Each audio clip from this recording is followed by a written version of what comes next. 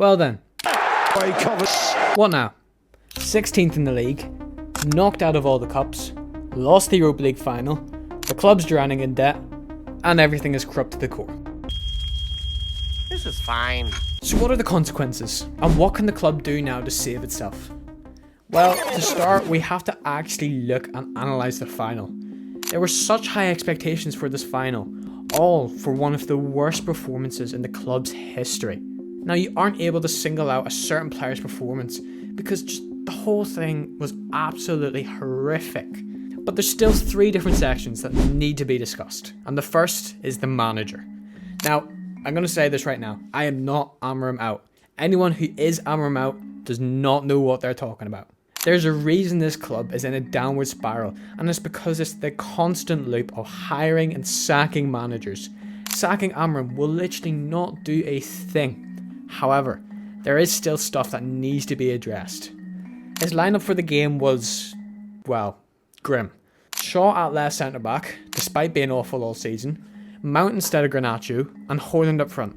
All decisions that should have never happened in the first place. Mazraoui should have begun in defence, with Diallo at right wing back, Manu in the front of the midfield with Garnacho, and either Xerxes or Mount up front. No joke, it took 30 seconds for Xerxes to outperform Højlund, who played 70 minutes, and all he did was one pass. The manager also has to be questioned for the timing of his subs. Being 1-0 down at half-time after a completely flat performance, you must, no matter what, bring someone on to change the game. Yet, he didn't make a single change until the 70th minute, with players like Shaw getting the full 90.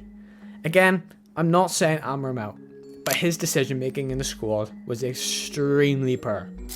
Next, we have to talk about Onana. Ship him back to Ajax, because what was that? He didn't have much to do with the game, but the times he did, he was shocking. Tottenham's goal is the most Tottenham goal you can ever imagine. Onana took a solid 3 business days to process where the ball was, as the ball slowly rolled in the net. It is inexcusable of his performance. His communication with the backline is also something to be mentioned, as nobody else has mentioned it. It's a keeper's job to talk to their backline, yet the defence was a mess. A prime example of this is when the ball came in and a head off Dorgu, giving away another unnecessary corner. You can't really blame Dorgu because Onana just did not communicate with him. It got so bad that Casemiro just crashed out on him halfway during the match. Onana should never be playing for this club again. He completely let the team down and must be sold in the summer. And the last of the three I have to talk about is the players in general. You cannot name me one good player in that final that played well. I would argue that players like Yoro and Diallo are the only 2 semi-okay players in that final, but it's no excuse. Far from what it should be. Half of them should never be playing for this club again. This final was 2 years in the making. That 4-3 to Liverpool, the Coventry drama, City in the final, the Lyon comeback, the thrashing Bilbao, all of it came down to virtually nothing. So what happens now?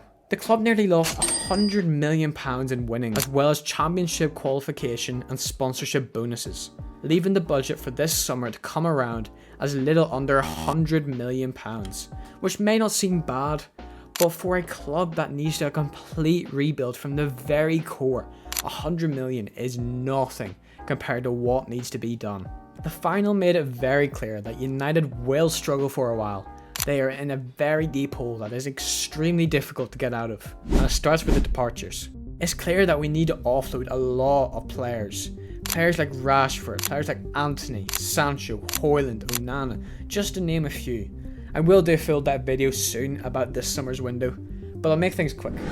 The club need forwards, and they need them now. In that final, we had 18 shots compared to the 3 of Spurs, and not a single one went in. The problem is now is that we can't splurge the money on big names like Osimhen or even Gyökeres at this point. They need to be smart with their money, and that's why I present you with 3 striker options. Seeing as Osimhen's pretty much impossible, option 1 is to just buy Gyökeres. Now the major disadvantage of this is chances are we can only afford maybe a player or 2 after him, but he's the kind of big name striker that United desperately need to score goals.